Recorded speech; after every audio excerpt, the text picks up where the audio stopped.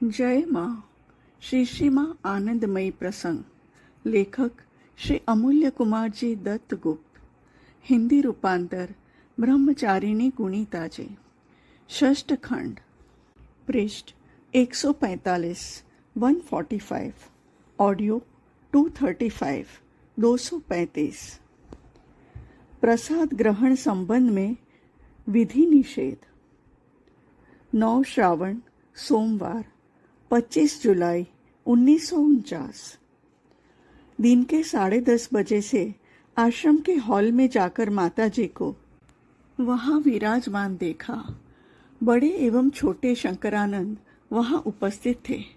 छोटे शंकरानंद स्वामी ने माताजी को प्रश्न पूछा, माताजी, शास्त्र में प्रसाद ग्रहण के संबंध में नानाविध विधान देखे जाते हैं। इस संबंध में आपका अभिमत जानना चाहता हूँ। माताजी, शास्त्र में क्या है? स्वामी शंकरानंद, शास्त्र में पूजा, आरती एवं प्रणाम के बाद प्रसाद ग्रहण की व्यवस्था है।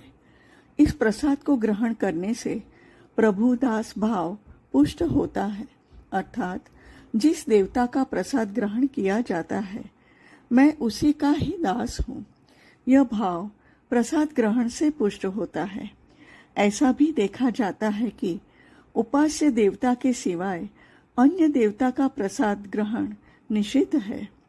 इस संबंध में आपका विचार क्या है, यह जानना चाहता हूँ। माताजी, क्यों? इस संबंध में तो तुम्हारे गुरु का मत है। वह क्या है? स्वामी शंकरानंद, प्रसाद आने पर गुरु जी ने उसे ब्रह्म ज्ञान से ग्रहण करने का उपदेश दिया है। माताजी, तब और क्या चाहते हो? स्वामी जी, मेरी बात नहीं कह रहा हूँ। दूसरे किसी के मन में यदि प्रसाद ग्रहण वर्जन के संबंध में प्रश्न उठे तो उसका कर्तव्य क्या है?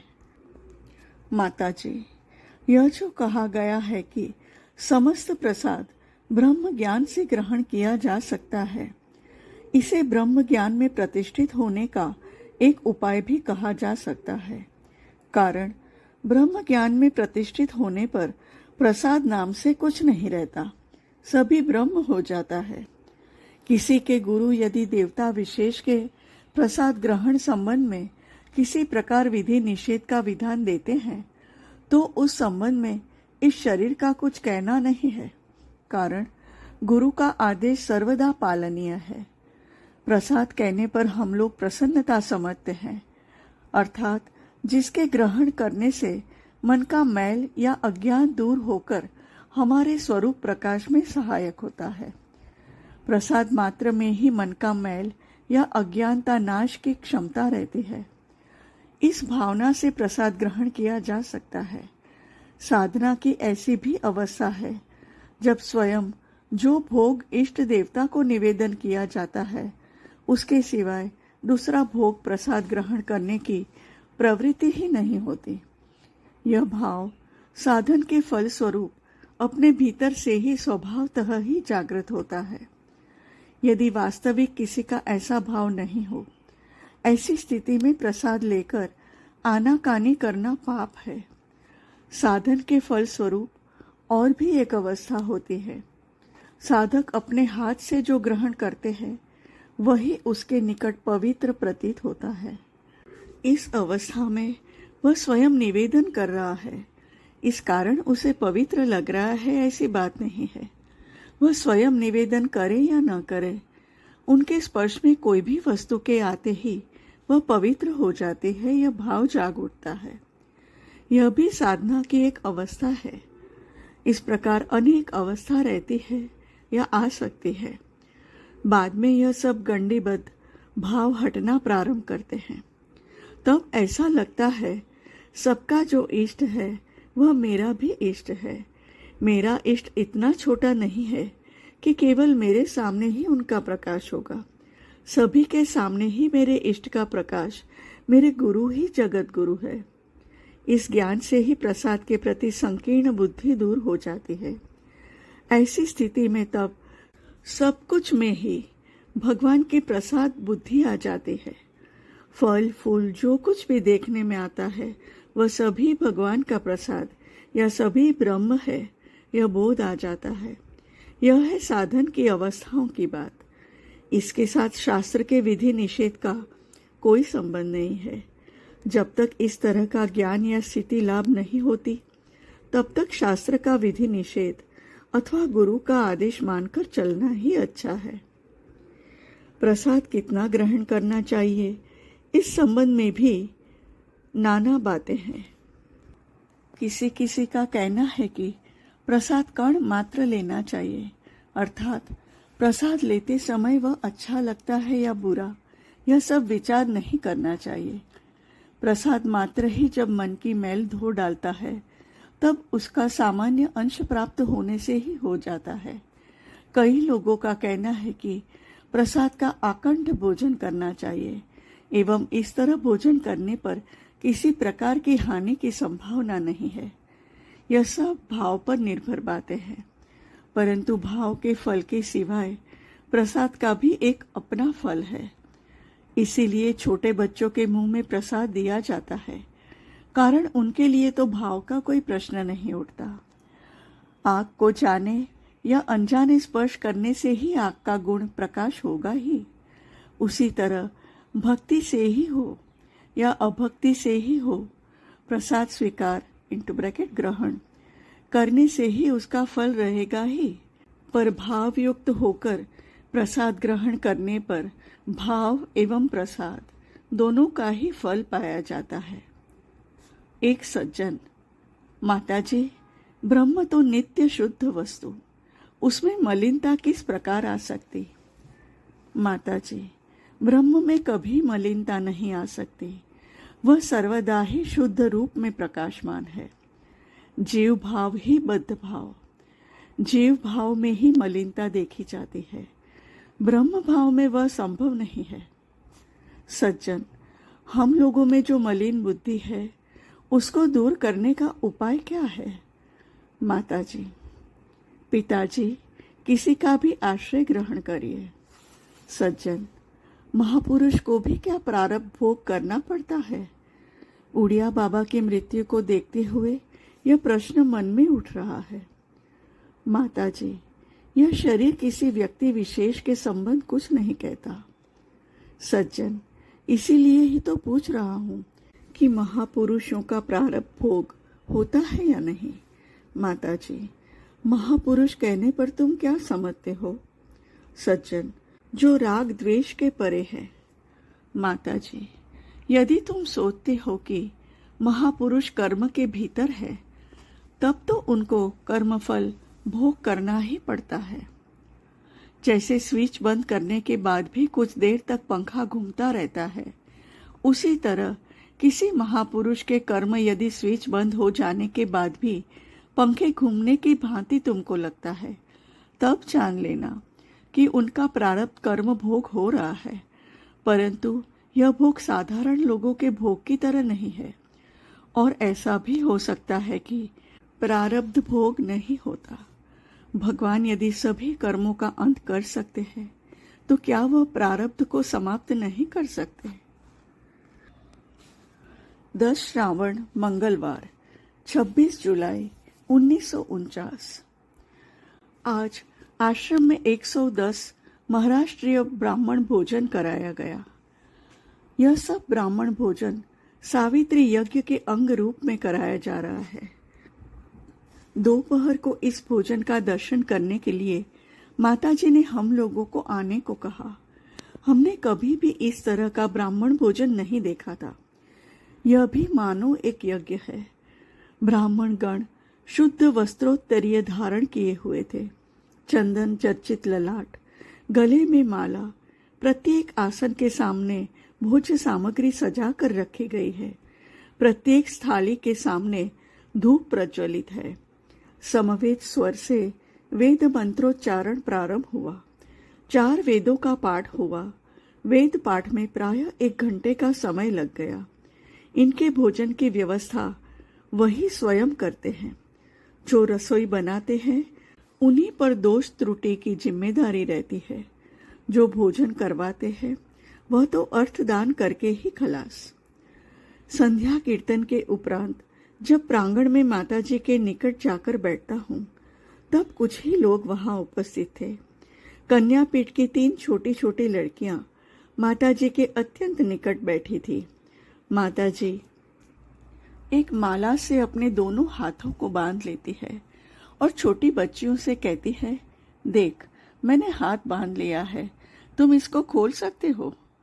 माताजी ने आगे बैठी हुई लड़की से पूछा, उसने अस्वीकार कर दिया।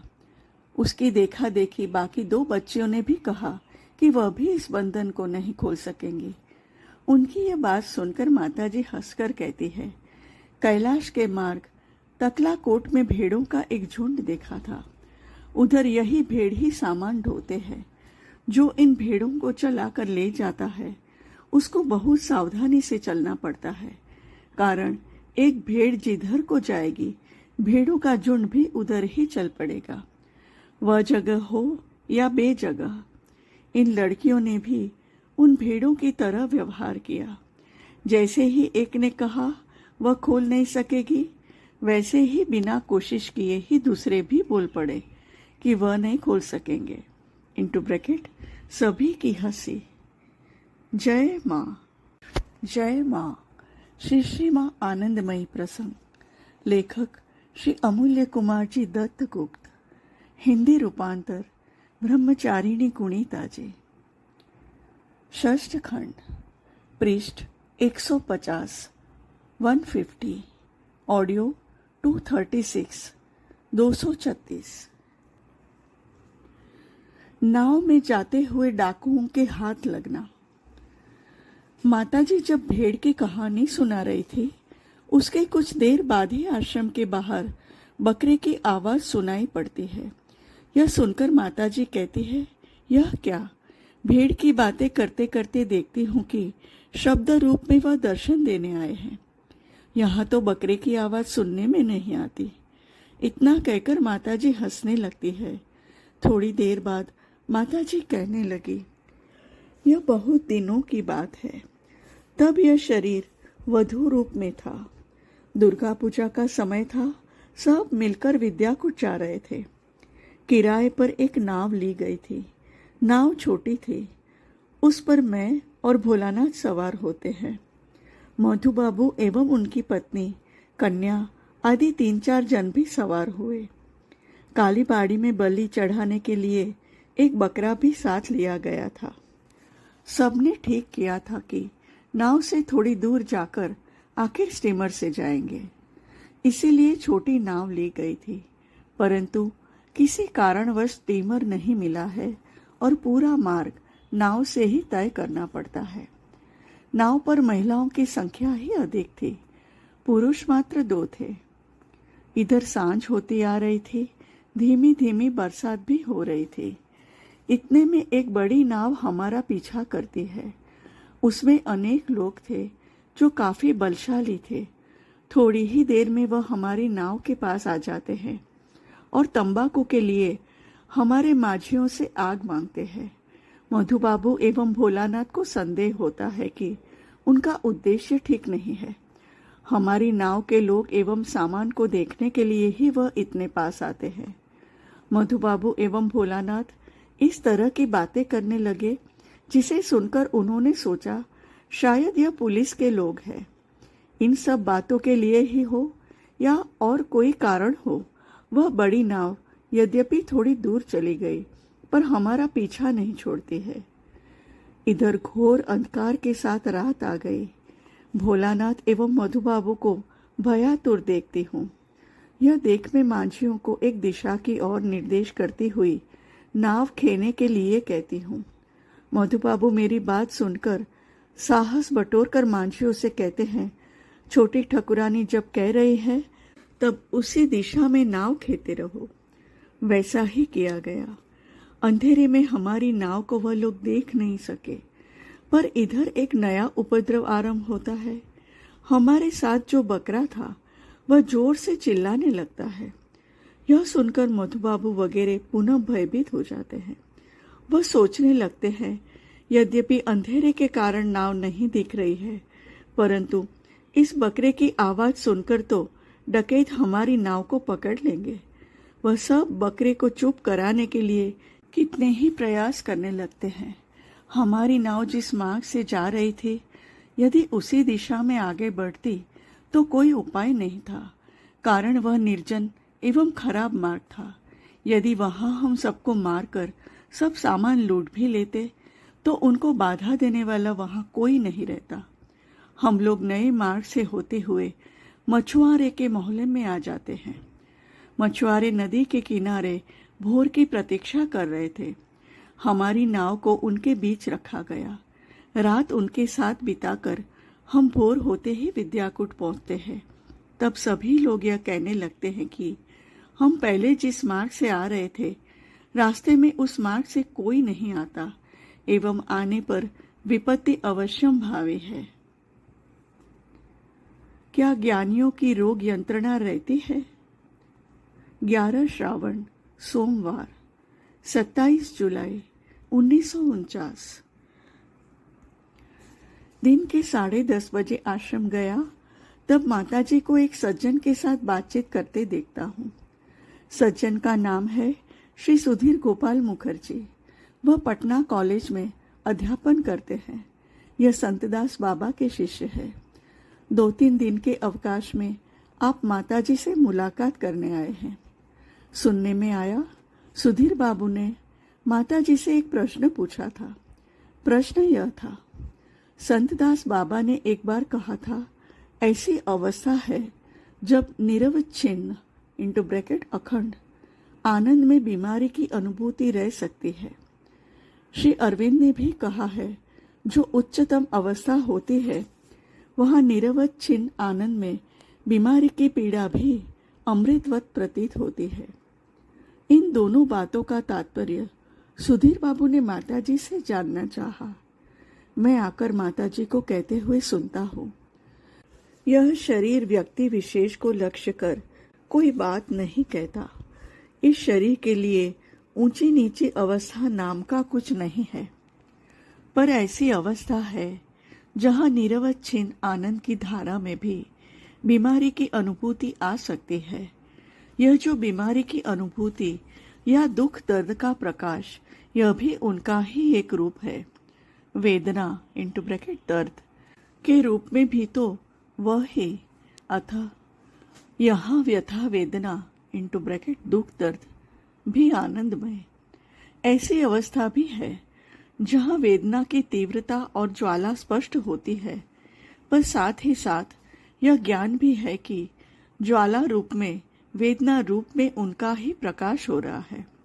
इस अवस्था में हो सकता है कि महात्मागण वेदना के कारण अज्ञानियों की भांति आहा ऊहू कर रहे हैं, परंतु भीतर ही भीतर उनका शांत व निर्विकार भाव चल रहा है। बाहरी प्रकाश अज्ञानी की भांति होने पर भी भीतर किंतु शांत भाव।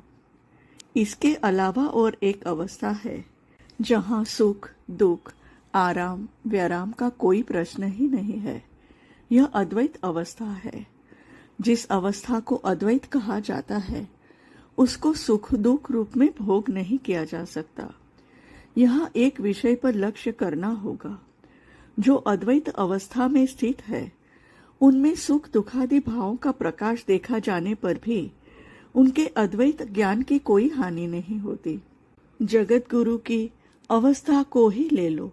जगत गुरु अज्ञानी को ज्ञान दान कर उसको परम पद पर स्थित करा देते हैं।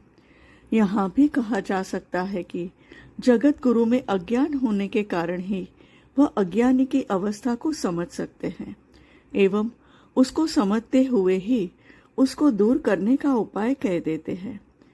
इस क्षेत्र में जैसे अज्ञान जगत गुरु के पूर्ण ज्ञान में बाधक नहीं है, उसी प्रकार ऐसी अवस्था भी है जहाँ व्यथा वेदना (दुख दर्द) का प्रकाश रहने पर भी अद्वैत ज्ञान की कोई हानि नहीं होती। माला व स्वरूप धारण की उपकारिता। सुधीर बाबू के शरीर पर नाना प्रकार स्वरूप के तिलक आदि चिन्ह अंकित थे। यह चिन्ह देखने में भी सुंदर थे। श्रीमान भूपेन कुछ चिन्हों को दिखाते हुए सुधीर बाबू से पूछते हैं कि यह चिन्ह किसके प्रतीक है। सुधीर बाबू ने कहा, यह सब ठाकुर जी के चरणों के पैजनियों के आंशिक चिन्ह है। निर्मला दीदी, इनको शरीर पर अंकित करने का लाभ क्या है? सुधीर बाबू, शरीर पर इन सब चिन्हों को धारण करने के दो उद्देश्य हैं। पहली बात तो यह है कि इस चिन्ह को धारण करने के समय मंत्र पाठ द्वारा ठाकुर जी को इन सब स्थानों में स्थापित किया जाता है। यह शरीर ठाकुर का ही मंदिर है एवं इस शरीर के साथ ठाकुर का नित्य संबंध है। इसी को सर्वदा मन में जागृत रखने का एक उपाय मात्र है। इसके अलावा इन चिन्हों को धारण करके कोई गलत काम करने जाता है तो इन चिन्हों से अनेक समय बाधा आती है। तब मन में विचार आता है कि यदि मिथ्या या अन्याय आचरण करना है तो इन चिन्हों को धारण करना क्यों? इस दृष्टि से स्वरूप धारण की एक उपकारिता देखी जाती है। यह स्वरूप किस माध्यम से बनाए जाते हैं, इस संबंध में प्रश्न करने पर सुधीर बाबू बोले, अनेक माध्यमों से इन्हें बनाया जा सकता है, जैसे चंदन, भस्म, गोपी चंदन, तुलसी के पौधे की मिट्टी, गंगा की मिट्टी, कुमकुम इत्यादि। स्वामी शंकरानंद, इनको तिलक न कहकर स्वरूप क्यों कहा जाता है? सुधीर बाबू, इस चिन्ह के द्वारा ठाकुर के साथ इस शरीर का जो नित्य संबंध है यह समझाया जाता है। अर्थात स्वरूपतः मैं ही ठाकुर हूँ, इसी को स्मरण करवाने के उद्देश्य से चिन्ह धारण किया जाता है। इसीलिए इनको स्वरूप कहा जाता है। माला धारण करने का उद्देश्य भी यही है। ठाकुर के चरणों के साथ यह मस्तक बंध गया है। माला धारण करके यही समझाया जाता है। निर्मला दीदी, चिन्ह धारण करने से क्या यह भाव मन में आ जाते हैं? सुधीर बाबू, जिनमें यह सब नहीं आने के होते हैं उनमें किसी तरह नहीं आएंगे, पर यह सब भाव मन में लाने के लिए उपाय रूप में इनका प्रयोग मात्र होता है एवं इनको धारण करते करते यह सब भाव आ भी जाते हैं। जय माँ। जय माँ। श्री माँ आनंदमयी प्रसंग। लेखक श्री अमूल्य कुमार जी दत्त गुप्त। हिंदी रूपांतर ब्रह्मचारिणी गुणिता जी। षष्ठ खंड। पृष्ठ 155 155। ऑडियो 237 237। सुधीर बाबू, जिनमें यह सब नहीं आने के होते हैं उनमें किसी तरह नहीं आएंगे, पर यह सब भाव मन में लाने के लिए उपाय रूप में इनका प्रयोग मात्र होता है एवं इनको धारण करते करते यह सब भाव आ भी जाते हैं। इस समय माताजी कहती है, यह जो मंत्र पढ़कर चिन्ह धारण किए जाते हैं इसका भी एक फल है। इसके अलावा द्रव्य गुण भी है। जिन वस्तुओं से स्वरूप बनाया जाता है उन द्रव्यों का एक स्पर्श गुण भी है। यह जो कहा गया कि यह सब धारण करने का कोई फल नहीं होता, यह भी सच नहीं है। भाव के साथ स्वरूप धारण करने पर भाव का फल एवं चिन्ह धारण का फल दोनों ही पाए जाते हैं। भाव न रहने पर भी द्रव्य गुण के लिए एवं नित्य धारण करने के फल से भी भावोदय होता है। अतएव यह सब धारण करना वृथा है ऐसा कहा नहीं जा सकता। एक बार की बात है, यह शरीर कूच बिहार गया था। जिनके घर गया था वहां के लोगों का भाव बहुत अच्छा था। घर पर कीर्तन की व्यवस्था की गई थी। कुछ देर कीर्तन में रहकर उस घर की एक वृद्धा के साथ मोटर में घूमने निकलती हूँ। गाड़ी में बैठने के बाद देखती हूँ कि वृद्धा के शरीर पर स्वरूप के चिन्ह जाज्वल्यमान है। दूसरों का अवश्य इस ओर ध्यान नहीं गया। घूमने के उपरांत पुनः जब कीर्तन स्थल पर आया गया तब मैं वृद्धा से पूछती हूँ, आप शायद वैष्णव है? यह सुनकर वृद्धा आश्चर्यचकित हो जाती है। आपको कैसे पता लगा? मैंने कहा कि मैंने उनके शरीर पर स्वरूप के चिन्हों को देखा है। यह सुनकर वृद्धा अवाक हो जाती है। बात यह थी कि इस घर के सभी लोग शाक्त हैं। वृद्धा ने चुपके चुपके वैष्णव मंत्र ग्रहण किया है एवं किसी को पता न चले इसके लिए वह जल द्वारा शरीर पर स्वरूप चिन्ह अंकित करती है। इस कारण दूसरे यह समझ नहीं सकते थे। यह माँ इंटू ब्रैकेट अर्थात निर्मला दीदी कह रही थी ना कि स्वरूप करना वृथा है, परंतु इस घटना से प्रमाणित होता है कि वह वृथा नहीं है। दूसरे भले ही न देख सके, पर स्वरूप की जो एक क्रिया होती है वह अनेक समय प्रकाशित हो जाती है। स्वाभाविक रूप से प्राणायाम एवं कुंभक। 12 श्रावण बृहस्पतिवार 28 जुलाई 1949। आज दिन के 10 बजे आश्रम गया, तब तक माताजी हॉल में नहीं आई। देवशंकर बाबू पत्नी सहित आए हैं एवं माताजी के लिए प्रतीक्षा कर रहे हैं। दिन के 10 बजे के बाद माताजी हॉल में आई। विविध चर्चा होने लगी। देवशंकर बाबू ने कुंभक की बात रखी। माताजी उसी को उपलक्ष्य कर कहने लगी, यह जो प्राणायाम एवं कुंभक इत्यादि की बातें कही जाती है, यह अवस्था भेद से स्वाभाविक भाव से होती है। हमारी सांस लेने तथा सांस छोड़ने की गति या प्राण की गति हमारे कर्म और भाव के साथ युक्त है। यह प्राण की गति 2 तरह से क्रिया करती है।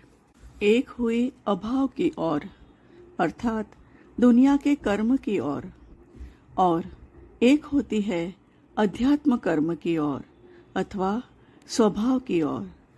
दुनिया के कर्म की ओर जो होती है वह अभाव की ही दिशा है, कारण उन कर्म को करते हुए अभाव को मिटाया नहीं जा सकता। कर्म जैसे जैसे होते जाते हैं, अभाव भी वैसे वैसे बढ़ता जाता है। यह दुनिया की दिशा है अर्थात गति की दिशा, इसलिए सर्वदा परिवर्तन के मध्य से अभाव की लहरें खेलती जा रही है। परंतु किसी कारण से यह क्रिया जब बंद होती है एवं हमारा लक्ष्य उनका स्पर्श पाकर उनकी ओर लौट जाता है, तब अपने आप ही दुनिया की दिशा में श्वास प्रश्वास की जो क्रिया चलती है उस पर एक पर्दा पड़ जाता है एवं तब श्वास प्रश्वास स्थिर हो जाता है। इसी को ही कुंभक कहा जाता है। अवश्य ही शास्त्र में कुंभक करने की विधि है एवं उसी तरह कुंभक करते करते स्वाभाविक भाव से भी कुंभक हो सकता है। कुंभक होने के लिए ही कुंभक अभ्यास करना। दुनिया की दिशा में प्राण की या श्वास प्रश्वास की गति रहने पर जैसे विविध कामना वासना एवं उसे पूर्ण करने की चिंता एक के बाद एक मन में उभर आती है, वैसे ही यह प्राण की गति जब स्वभाव की ओर लौटती है तब भी किंतु नाना दृश्य प्रस्फुटित होते हैं। इनको सूक्ष्म जगत के दृश्य कह सकते हो, तत्व ज्ञान कह सकते हो। इनका प्रकाश होते ही साधक शक्ति की आहट महसूस करता है। कुसुम ब्रह्मचारी यह केवल सुनता ही गया, ऐसा जो होता है वह बोध में नहीं आया। माताजी सुनने से ही सोना हो जाता है। पूजा आदि के द्वारा रोग शांति होती है या नहीं? अब दूसरी बातें होने लगती है। इलाहाबाद के श्रीयुत गोपाल चट्टोपाध्याय महाशय इस बार काफी बीमारी झेल कर उठे हैं।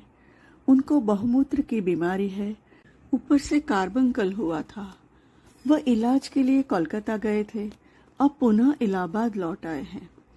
उनको यह बीमारी किस लिए हुई थी, इसके लिए कुछ अफवाहें भी सुनने में आती है। सुधीर बाबू यह सब बातें माताजी को कह रहे थे। एक अफवाह यह है कि किसी शिष्य के रोग शांति के लिए पूजा करके ही गोपाल दादा की यह दशा हुई है। देवशंकर बाबू यह सब बात सुनकर कहते हैं, पूजा द्वारा रोग शांति होती है, यह मैं विश्वास नहीं कर सकता। यह सुनकर माताजी ने कहा, ताबीज कवच धारण कर यदि रोग शांति होती है तब पूजा द्वारा वह क्यों नहीं होगी? तुम लोगों से ही सुना है कि तुम्हारे शास्त्र में यह उल्लेख है कि मृत्युंजय शिव की पूजा करने से रोग शांति होती है, परंतु यदि यह पूजा विधि पूर्वक नहीं होती है तो रोग बढ़ जाता है। इसके अलावा तुम लोग दुनिया की दृष्टि से भी देखते हो कि कोई बड़ा अपराध करके यदि सबसे बड़े अधिकारी को कह सुनकर क्षमा मिल सकती है, तब निम्न पदस्थ अधिकारी कुछ नहीं कर सकते। इसी प्रकार कोई रोग होने पर उस रोग के अधिपति जो देवता है, उनको पूजा द्वारा या दूसरे किसी उपाय से प्रसन्न कर सकने पर रोग यंत्रणा भोग नहीं करनी पड़ती। गुरुदत्त काया। इन सब कथा प्रसंग में माताजी के द्वारा गुरुदत्त काया की बात रखने पर मैंने माताजी से पूछा, माताजी, गुरुदत्त काया के बारे में मेरा एक प्रश्न है। उस दिन आपने कहा था कि गुरु शिष्य को दीक्षा के समय जो बीज देते हैं, जिसमें शिष्य को परम पद पर पहुंचाने के लिए जो कुछ की आवश्यकता है वह पूर्ण भाव से है, एवं जो काल क्रम में शिष्य को परम पद पर स्थित कर देती है, वही बीज ही शिष्य की गुरुदत्त काया है। माताजी, हाँ, मैं। जो शिष्य इस बीज से लाभान्वित होता है, अवश्य ही उसको अपने से करने के लिए अत्यंत स्वल्प चीजें ही होती है, कारण गुरुदत्त बीज निज शक्ति के गुण से ही शिष्य को परम पद पर स्थित कर देती है। जिस गुरु से यह बीज पाया जाता है वह अवश्य ही योगी गुरु है, कारण जो योग युक्त नहीं है वह दूसरे को परम पद पर पहुंचाने की शक्ति कहाँ से पाएंगे। अब प्रश्न यह होता है, यदि योगी गुरु के सिवाय दूसरे किसी से दीक्षा प्राप्त की जाती है या किसी पुस्तक से कोई मंत्र लेकर अभ्यास किया जाए, तो क्या पुरुषार्थ के बल से गुरुदत्त काया की तरह कोई काया तैयार की जा सकती है? यदि की जा सकती है तो उस काया की गति स्थिति किस प्रकार होगी?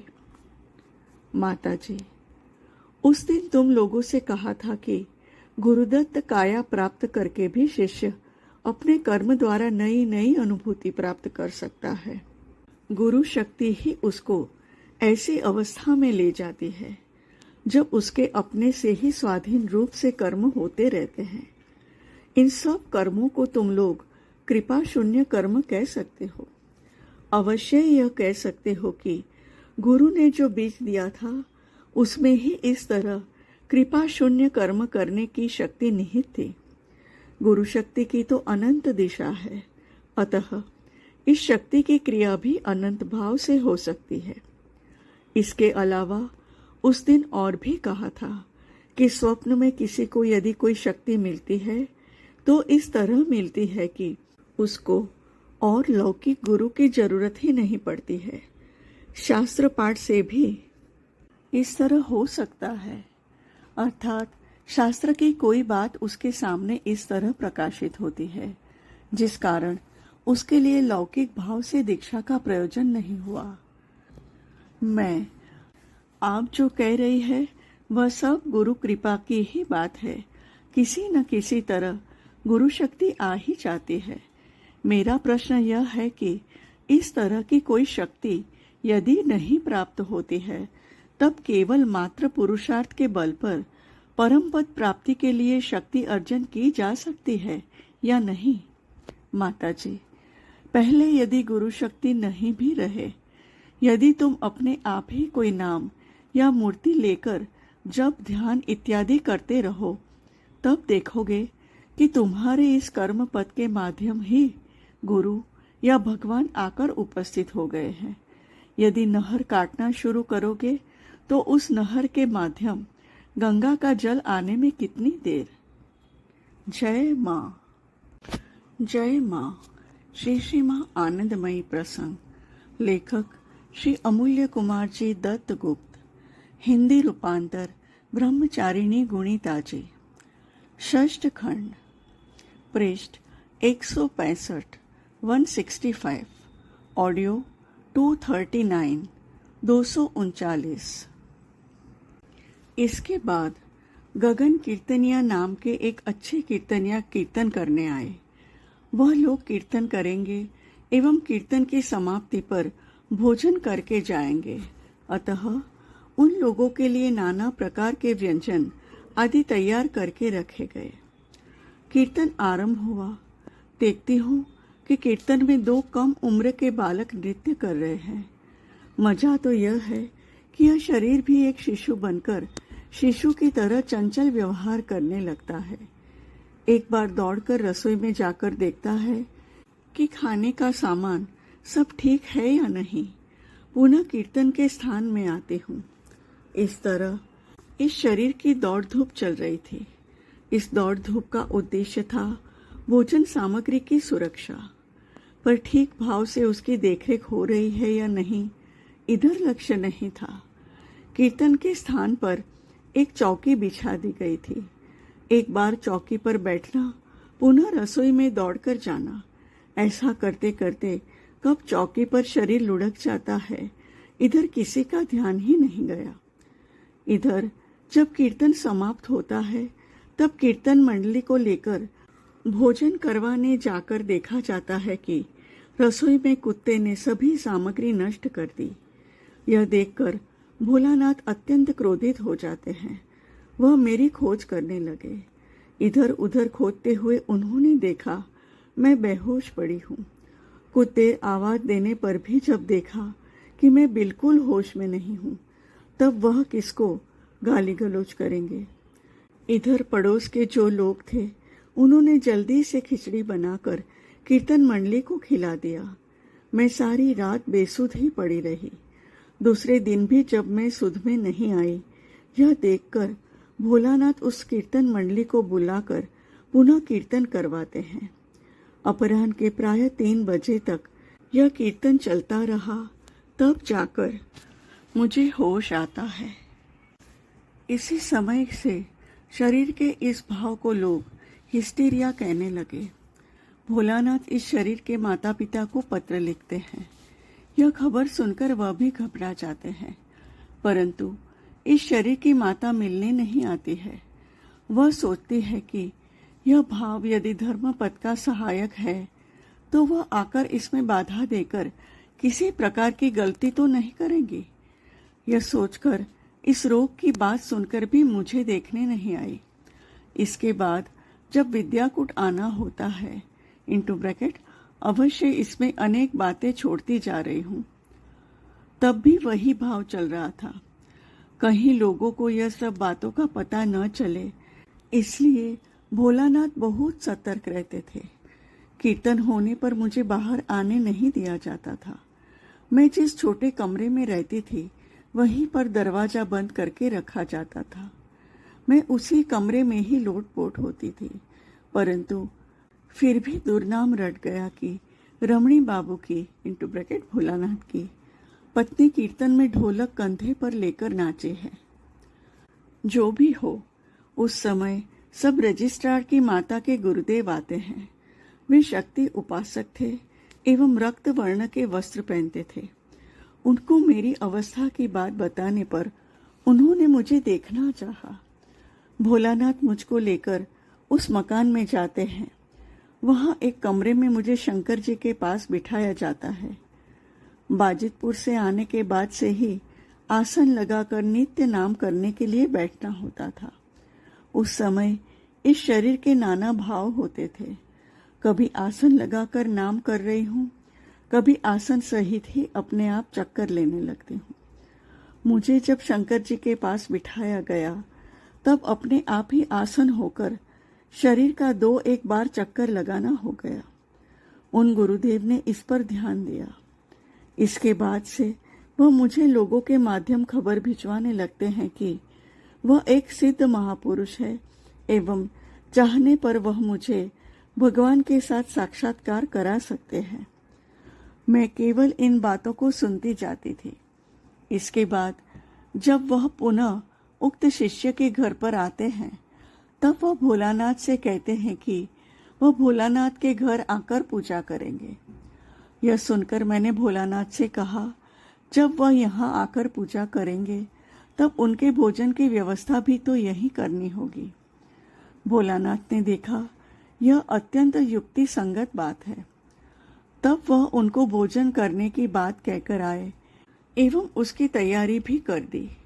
यद्यपि कचहरी के काम के लिए वह स्वयं उपस्थित नहीं रह सके थे। भोलानाथ जब कचेरी जाने लगे तब मैंने उनसे कहा, मैं तो अकेली रही, उक्त गुरुदेव के आने पर मैं क्या करूंगी। जवाब में भोलानाथ कहते हैं, क्या करोगी? वह जो मांगेंगे वह दोगी और जो करने को कहेंगे वह करना। यद्यपि यह शरीर एक कम उम्र की बहू थी, परंतु भोलानाथ इसको अकेले छोड़कर जाने में किसी प्रकार का डर नहीं रखते थे। जब वे गांव जाते थे तब भी मेरे पास किसी को भी रखने की व्यवस्था नहीं करते थे। इस कारण लोग उनको बुरा कहते थे। भोलानाथ मेरे भाव को लक्ष्य करके यह समझ गए थे कि यह शरीर अपने को सुरक्षित रखने का पूर्ण सामर्थ्य रखता है। भोलानाथ के चले जाने पर वह गुरुदेव आते हैं।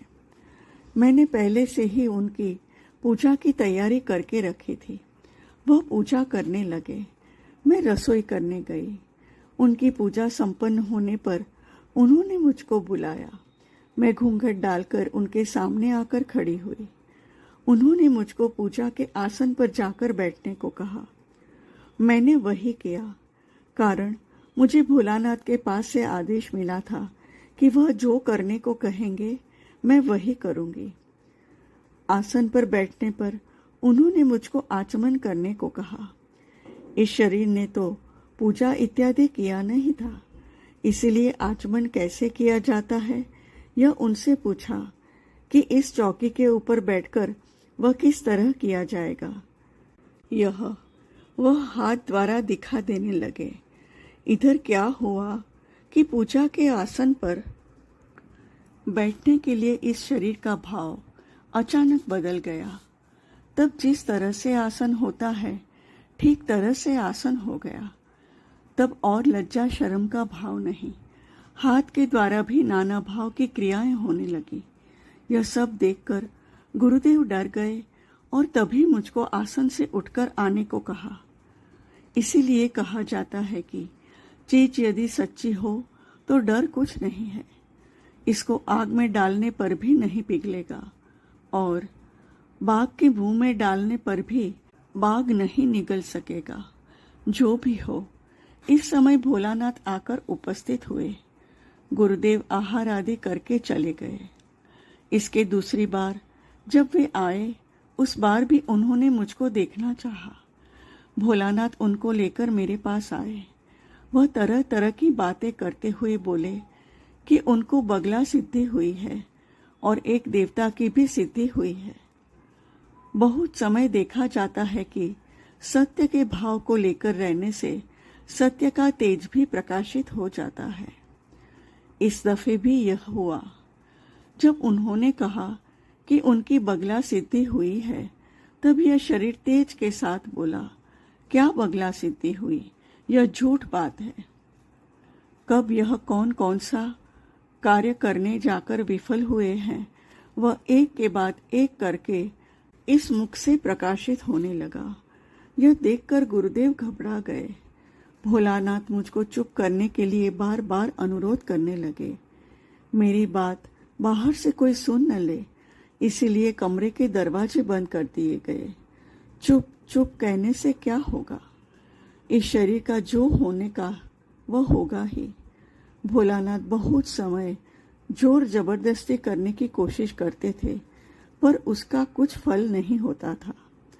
तब उन गुरुदेव ने इस शरीर के पास आकर कहा कि उनकी बगला सिद्धि वगैरह कुछ भी नहीं हुई है और उसमें सिद्धि लाभ करने के लिए उनको क्या करना पड़ेगा यह उन्होंने इस शरीर के पास जानना चाहा। और मजा भी ऐसा हुआ कि उनकी जिज्ञासा के साथ साथ इस शरीर से मंत्र और पूजा की जो विधि थी सभी कहना हो गया। इस समय और भी एक बात ख्याल हो रही है, वह भी कह दूं। बहुत समय इस शरीर को स्पर्श करने नहीं दिया जाता था। क्यों नहीं दिया जाता था यह लोग समझ नहीं सकते थे।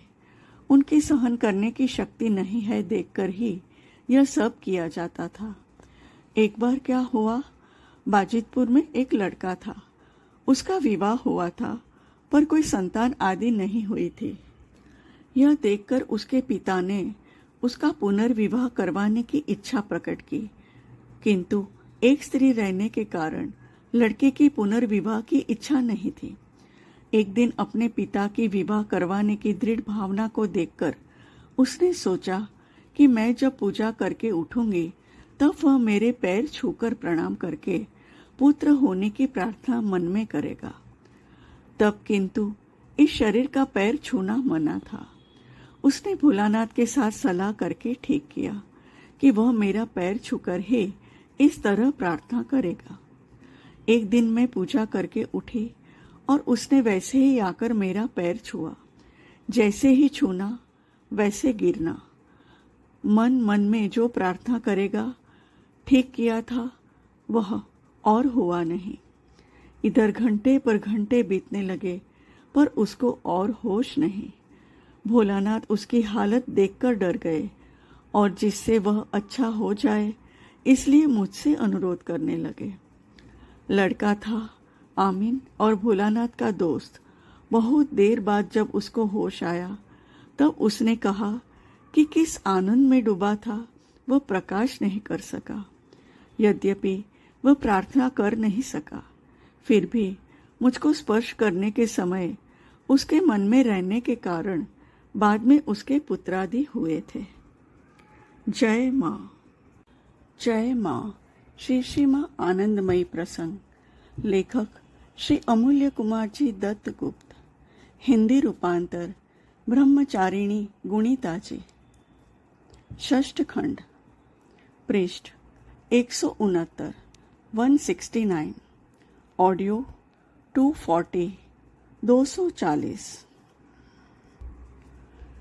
पहले ही कहा था कि बाजितपुर आने के बाद से ही नित्य नाम करने का एक ख्याल हुआ था।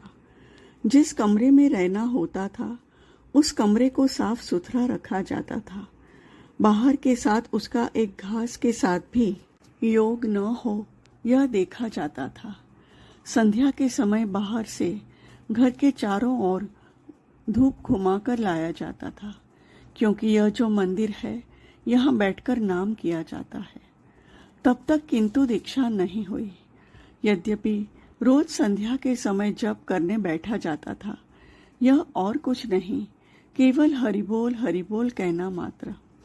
इस समय शरीर की जो जो अवस्था होती थी वह किंतु नाम के गुण का ही प्रकाश होता था। इस समय एक दिन भोलानाथ ने मुझसे कहा, हम लोग शाक्त है, तुम सर्वदा हरि बोल बोलती क्यों हो? यह तो अच्छा नहीं है। यह सुनकर मैंने कहा, तब क्या कहना पड़ेगा? जय शिव शंकर बम बम हर हर कहूंगी। यह शरीर तो मंत्र इत्यादि कुछ जानता नहीं, इसीलिए जो मन में आया वही बोली। यह सुनकर भोलानाथ संतुष्ट होकर बोले, हाँ वही बोलना। इसके बाद से ही जय शिव शंकर नाम चलने लगा, किंतु जब हरि बोल बोलती थी तब से ही इस शरीर का आसन हुआ करता था और यह क्रमशः ही प्रबल हो रहा था। जय शिव शंकर नाम करते समय वह और भी प्रबल हो गया। कितनी तरह के आसन होते, सिद्धासन, पद्मासन, गोमुखी आसन, एक के बाद एक होते जाते थे। मजा भी ऐसा कि नाम कर रही हूँ, ऐसे समय अचानक शरीर में परिवर्तन होकर आसन हो गया एवं मेरुदंड की ओर से हट हट आवाज होकर बिल्कुल सीधी होकर बैठ जाती हूँ। इस बैठक में कोई जोर जबरदस्ती नहीं है, ना तो किसी तरह की बेचैनी ही है। इस अवस्था में शरीर को न तो इधर उधर किया जा सकता था, न ही झुकाया जा सकता था। ऐसा लगता था मानो सब स्क्रू द्वारा कस दिया गया हो। इसके बाद नाम अपने आप बंद हो जाता था एवं एक तन्मय भाव आ जाता। यह भाव कुछ दिन चला। इस विषय में अनेक बातें हैं जो प्रकाश नहीं किया जाएगा, एवं जो प्रकाश किया जाता है उसका भी सब कहा नहीं जाएगा। इसलिए काफी कुछ न कहते हुए अभी दीक्षा को प्रसंग ही कहती हूँ। इस शरीर की दीक्षा होती है झूलन पूर्णिमा (श्रावणी) की रात में झूलन यात्रा देखने के लिए उस दिन भोजन के उपरांत काफी लोग बाहर निकल जाते हैं। भोलानाथ का खाना पीना हो जाता है। उनको तंबाकू तैयार करके दे देती हूँ। वह लेटे लेटे उसमें दम भरते हैं और मैं क्या कर रही हूँ यह देखते हैं। आज जिस तरह मैं कमरे की जमीन लीप कर आसन लगा कर बैठी हूँ, यह उनको जरा नया तरीका लगा। यह देखते देखते वह सो जाते हैं। इधर मजे की बात तो यह हुई कि दीक्षा होने पर जिस प्रकार यज्ञ एवं पूजा करनी पड़ती है, वह अपने आप ही इस शरीर के माध्यम हो गए। यज्ञ स्थली सम्मुख स्थापित की जाती है। पूजा का आयोजन पूरा तैयार। फूल, फल, जल सब प्रत्यक्ष रूप से वर्तमान। यद्यपि सब इसको देख नहीं सकेंगे, परंतु यह सब ही जो सत्य है, इस विषय में संदेह नहीं। नाभि से दीक्षा मंत्र स्फुरित होकर जिह्वा द्वारा वह बाहर आता है। बाद में हाथों द्वारा वह मंत्र यज्ञ स्थली के ऊपर लिखा गया एवं उसी दीक्षा मंत्र के ऊपर पूजा एवं आहुति इत्यादि हुई। अर्थात विधि पूर्वक दीक्षा ग्रहण करने पर जो भी कुछ करना पड़ता है वह सब होता गया। इसके बाद जब उंगली फेरते हुए दीक्षा मंत्र का जप आरंभ हुआ, तब भोलानाथ जाग कर देखते हैं कि मैं जप कर रही हूँ। इस शरीर ने कभी उंगली फेरते हुए जप नहीं किया था, ना तो किसी ने यह उसको दिखा ही दिया था, पर स्वतः ही उंगली फेरते हुए जप चलने लगा। भोलानाथ यह देखकर आश्चर्यचकित हो गए। दूसरे दिन जब मैं अपने आप जप करने बैठती हूँ, तब देखती हूँ सब उलट पलट हो रहा है। बाद में शरीर की पुनः उक्त अवस्था आने पर स्वतः ही जप होता रहता है। इस प्रकार इस शरीर की दीक्षा हो जाती है। सुधीर बाबू, दीक्षा मंत्र का तो स्फुरण हुआ, गुरु का स्फुरण हुआ या नहीं? माताजी, हाँ, वह भी हुआ। सुधीर बाबू, गुरु क्या प्रत्यक्ष हुए? माताजी, हाँ, वह भी हुए। सुधीर बाबू, उस गुरु का जरा वर्णन कीजिए। माताजी इंटू ब्रैकेट हंसकर, मैं सर्वदा ही कहती हूँ कि बचपन में इस शरीर के गुरु थे पिता माता। बाद में जब विवाह हुआ, तब पिता माता ने कहा था स्वामी इंटू ब्रैकेट पति गुरु है, अतः विवाह के उपरांत स्वामी ही गुरु हुए। इसके बाद जगत में जो कुछ है सभी इस शरीर के गुरु। उस अर्थ से कह सकते हो कि आत्मा ही गुरु अथवा यह शरीर ही इस शरीर का गुरु है। इसके अलावा पूजा के संबंध में मैं यह कहा करती हूँ कि जब किसी देवता की पूजा की जाती है, तब इस शरीर से ही देवता को बाहर लाकर पूजा की जाती है एवं पुनः इस शरीर के साथ ही विलीन कर दिया जाता है। इसी प्रकार गुरु के संबंध में तुम अनुमान लगा सकते हो। अभी अभी कहा कि दीक्षा के समय पूजा यज्ञ आदि करने के लिए फूल फल जो कुछ का प्रयोजन हुआ था, वह सब प्रत्यक्ष रूप से इस शरीर से प्रकाशित हुए थे, पर गुरु क्या इस शरीर से प्रकाशित नहीं हो सके? इस शरीर को दीक्षा के संबंधित जो कुछ जिज्ञासा की गई थी वह तो कहा गया। अब समझे किस प्रकार दीक्षा हुई थी? सुधीर बाबू, जी समझ गया। माताजी, क्या समझे? सुधीर बाबू, कुछ भी नहीं समझा। इंटू ब्रैकेट सभी की हंसी। मैंने जो सुना उस पर चिंतन करूंगा। बाद में पुनः आपसे इस संदर्भ में जिज्ञासा रखूंगा। नेपाल दादा इंटू ब्रैकेट नारायण स्वामी, अच्छा यह तो कहिए, मंत्र जब आपके भीतर से प्रकाशित होते थे, तब क्या आप समझ सकती थी कि यह किस देवता का मंत्र है? माताजी, नहीं, परंतु उस मंत्र के प्राप्त होते ही भीतर से जिज्ञासा आती, यह किनका मंत्र है?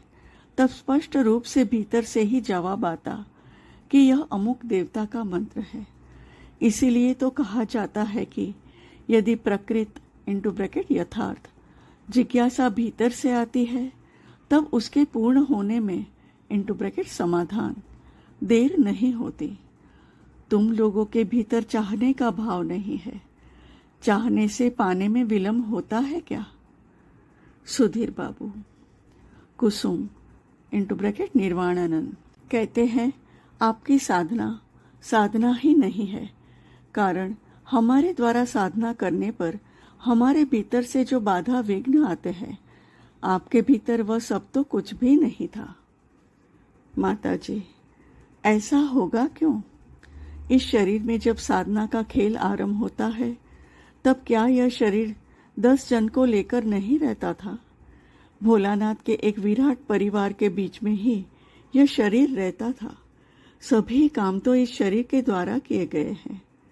यह शरीर जब साधक के रूप में था, तब साधक के लिए जो भी कुछ प्रयोजनीय है, उन सब का ही इस शरीर में प्रकाश हुआ था।